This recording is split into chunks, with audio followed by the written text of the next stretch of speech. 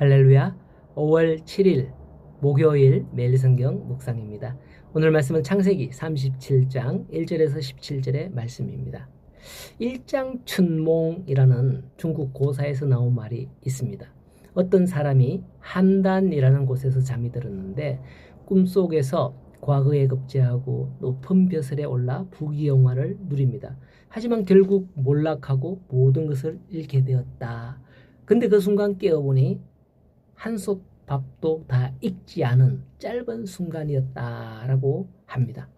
이처럼 많은 사람들이 꿈을 꾸죠. 꿈에서나마 자기의 바라던 바를 이룬다면 그것을 돼지꿈이다 라고 하면서 복권을 사기도 하고 이렇게 하지만 꿈대로 되지 않은 경우가 대부분이죠. 오늘 말씀해 보면 꿈을 꾸는 사람에 관한 이야기가 나옵니다. 바로 요셉입니다. 우리 주일 학생들은 요셉을 흔히 꿈쟁이라고 별명으로 부르기도 합니다. 그렇다면 요셉의 꿈은 어떨까요? 사실 요셉은 꿈을 꾸지 않아도 될 만큼 행복한 삶을 살았습니다. 3절에 보면 요셉은 노년에 얻은 아들이므로 이스라엘이 여러 아들들보다도 그를 더 사랑함으로 그를 위하여 채색 옷을 입혔고 아버지가 그 형들보다도 그를 더 사랑했다라고 합니다. 물론 야곱이 가장 사랑했던 아내 라헬에게서 낳은 첫 번째 아들이라는 점에서 그에 대한 야곱의 사랑이 각별할 수밖에 없었을 겁니다. 그러나 요셉에 대한 야곱의 편에는 결코 옳은 것이 못 되었어요. 왜냐하면 다른 형제들의 시기심을 불러일으켜 가정의 불화의 원인이 될 수 있었기 때문입니다. 실제로 요셉에 대한 야곱의 편에는 요셉을 불행의 소용돌이로 휩싸이게 했습니다. 4절에 보면 형들이 그를 미워하고 구박한 사실을 볼 수 있죠. 그런데 5절에서 11절을 보면 이러한 요셉은 공교롭게도 두 가지 비슷한 꿈을 꾸었습니다. 그 꿈들은 다 같이 부모와 형제들이 요셉 앞에 절하고 요셉이 그들을 다스리게 될 것을 의미하는 꿈이었죠. 그러나 당시의 상황은 그러한 하나님의 뜻과는 전혀 완전히 상반되게 전개되어 가고 있습니다. 즉 요셉은 야곱의 편애로 말미암아 형제들의 미움을 받아 외톨이가 되어 갔고요. 갈등은 점점 심화되어 가고 있었던 겁니다. 첫 번째 꿈은 형제들의 곡식단이 자신의 곡식단에게 절하는 것이었습니다. 두 번째는 해와 달과 11별이 자신에게 절하는 꿈이었죠.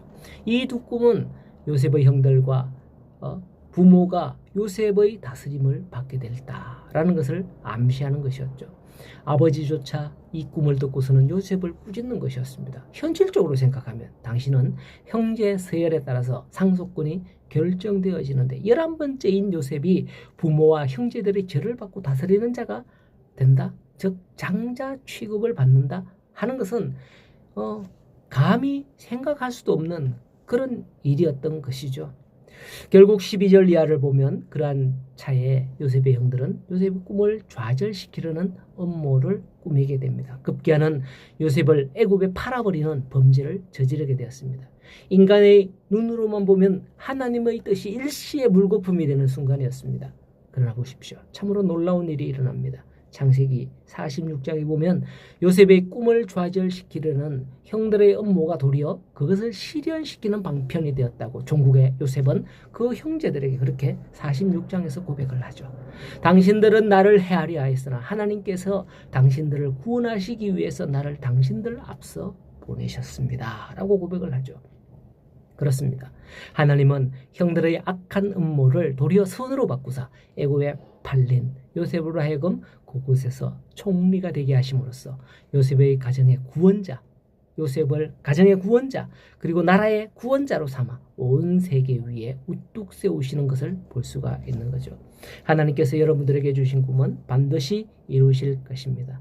꿈을 가진 자들을 비난하지 말고 내가 바로 그 꿈의 주인공으로서 믿음의 꿈을 가지고 나아갈 수 있도록 해주십시오 라고 기도할 수 있기를 바라겠습니다. 그 꿈을 이루어가는 오늘 하루 한 걸음 한 걸음 되시기를 간절히 소원하고 축복합니다.